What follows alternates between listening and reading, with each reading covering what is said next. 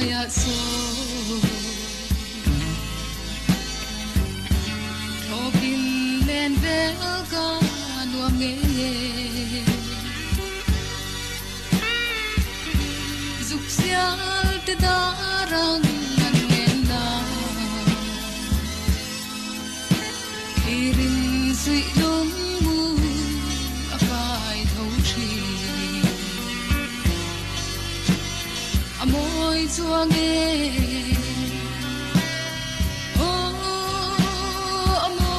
chuang e quan nel ram dai zong le ko valen chang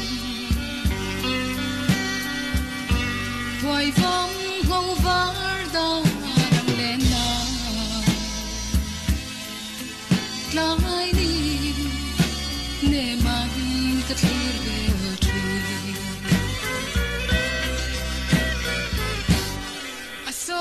Lur pui tran lang ham so Trong tin le ri lai tua le na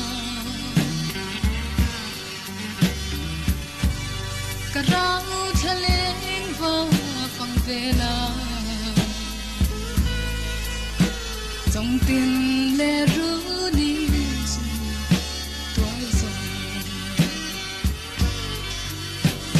Amoi chuang e amoi chuang e Buan nel ram dai song le ko valen chang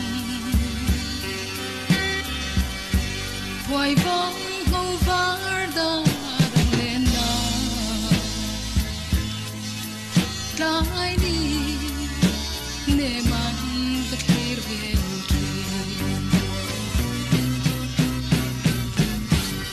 Du ai sa mai mo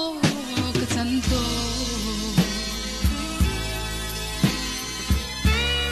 Ka lung dum ber ra tiang tlang so